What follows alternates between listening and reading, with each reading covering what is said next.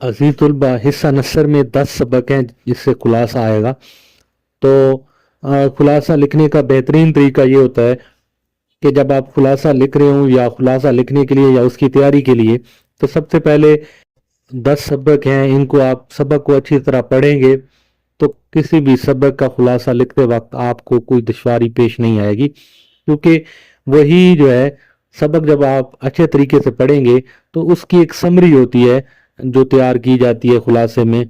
बस उसके सबक के जो चीदा चीदा अल्फाज होते हैं, जो अहम इम्पोर्टेंट चीज़ें होती हैं, वो आप लिख देते हैं और उसी तरतीब से लिखते हैं जिस तरतीब से सबक तरतीब से चल रहा होता है।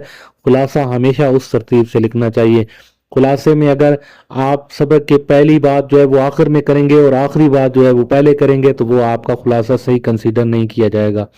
अस्सलाम वालेकुम अजीज तलबा, उम्मीद करता हूँ कि आप तमाम खैर व आफियत से होंगे। आज हमारे पास सबक नंबर 10 है, 10वीं जमात। सबक नंबर 10 बाबल के खंडर का खुलासा आज हम बयान करेंगे।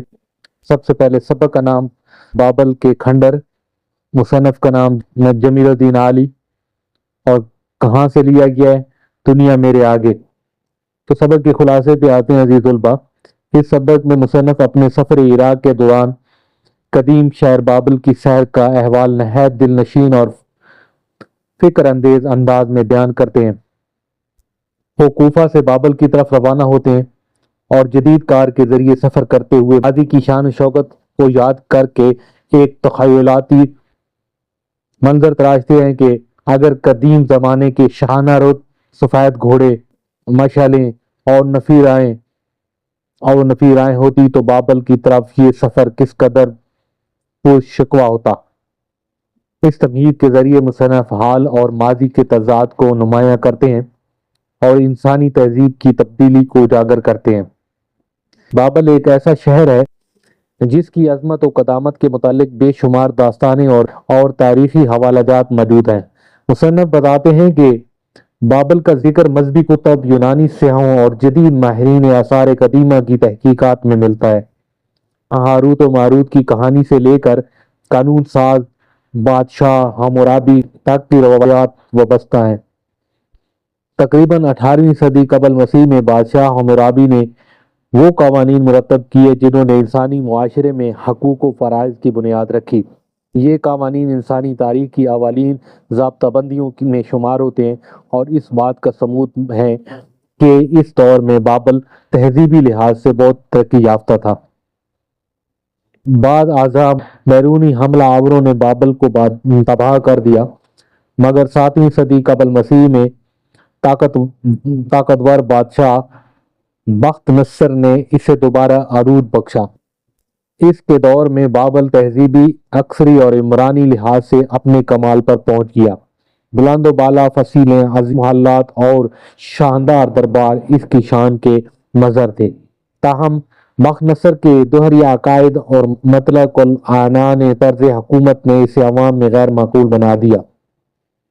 इसकी वफात के बाद ईरानी शहनशाह साइरस ने बाबल पर कब्जा कर लिया और इसकी अजमत जवाल का शिकार हो गई।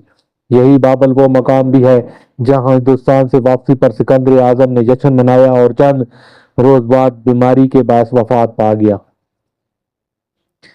यूं तारीख के अजीम फातिहीन भी इसी मिट्टी में मिल गए और इसकी सल्तनत माजी का हिस्सा बन गई। मुसन्नफ जब बाबल के खंडरात में दाखिल होते हैं तो इन्हें एक अजीब सी आज़ादी का एहसास होता है। वो एक इराकी गाइड का जिक्र करते हैं जो बख्त नस्र के महल के सामने खड़े होकर इस मुर्दा शनास को बेतकल्फी से मुखातिब करते हुए कहता है, अब बोलो बेटा, कहाँ है तुम्हारी सवार और पियादा फौजें, तुम्हारे खुफिया और बावर्दी मुहतसिब, और इसकी बेबसी पर तंज करता है। ये मंजर इस हकीकत की अलामत है कि वक्त सबसे बड़ा हाकिम है और दुनिया की कोई ताकत इसके आगे नहीं ठहर सकती। मतलकुल आनान बादशाह मर जाते हैं मगर आम इंसान जिंदा रहता है और तारीख इसके तजर्बात से सबक सीखती है। बाबल के आसार में सबसे मुतासिर कुन मंजर बाब अश्तार का है। ये दरवाज़ा सुर्ख और नीली चमकदार ईंटों से बना हुआ था और इस पर अजदहाओं, बिल्लियों और शेरों की तस्वीरें कुंदा थीं। یہ دروازہ دیوی اشتار سے منسوب تھا اور اس کے بیچ سے شاہراہ جالوس گزرتی تھی۔ اس شاندار فن تعمیر سے اندازہ ہوتا ہے کہ بابل کے باشندے جمالیاتی ذوق اور انجینئرنگ کے اصول سے خوب واقف تھے۔ اسی طرح شاہی محلات اور دربار حال اپنی عظمت کی داستان سناتے ہیں۔ روایت ہے کہ ایک دربار میں غیبی ہاتھ نے والے بابل کی پیشن گوئی دیوار پر لکھ دی تھی۔ سند اس روایت کو علامتی انداز میں بیان کرتے ہوئے کہتے ہیں کہ تاریخ ہر دور میں قوموں کو تنبیہ کرتی ہے مگر وہ اس سے سبق نہیں سیکھتے۔ بابل صرف سیاسی قوت کا مرکز نہ تھا بلکہ علمی تہذیبی اعتبار سے بھی ممتاز تھا۔ یہاں اکادی رسم الخط نے جنم لیا، دنیا کی اولین انسائکلوپیڈیا ترتیب دی گئی اور مشہور مؤلف باغات تعمیر ہوئے۔ مصنف جدید نیویارک کی سڑکوں کا ذکر کر کے بابل کے شہر کی منصوبہ بندی کی ترقی کو واضح کرتے ہیں۔ وہ اس موقع پر تہذیب کا حوالہ بھی دیتے ہیں اور اپنے وطن کی قدامت پر فخر محسوس کرتے ہیں۔ مصنف بتاتے ہیں کہ جب جرمن ماہرین آثار قدیمہ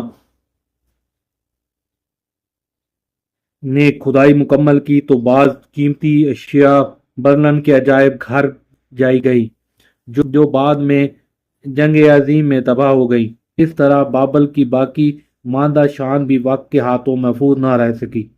مصنف کہتے ہیں کہ یہ وہ بابل تھا جو کسی مورخ یا مبصر یا اہل دل کے الفاظ میں پہلے شہر عظیم تھا، صحرائے عظیم ہو کر رہ گیا ہے۔ آئے آنکھوں والو دیکھو اور عبرت پکڑو۔ مصنف کہتے ہیں کہ دنیا کی بڑی سی بڑی سلطنت اور طاقت بھی عارضی ہے۔ جاؤ جلال، محلات اور فصیلیں سب وقت کے سامنے بے بس ہیں۔ جو چیز باقی رہتی ہے وہ انسانی کردار اور خدمت ہے۔ بابل کی عظمت آج کھنڈروں میں تبدیل ہو چکی ہے۔ جب کبھی اس کی مضبوط سڑکوں پر شہ سوار گھوڑے کداتے ہوں گے، کیا کسی کو خیال آتا ہوگا کہ ایک دن ہم جیسے بے شمار سیاح شہر سے متعلق عجائب خانوں میں حیرت سے اس کا ماڈل دیکھا کریں گے۔ تو عزیز طلبہ، یہ ہمارا سبق نمبر 10 تھا۔ تو عزیز طلبہ اپنا خیال رکھیے گا۔ اب سے اجازت چاہتے ہیں۔ اللہ حافظ۔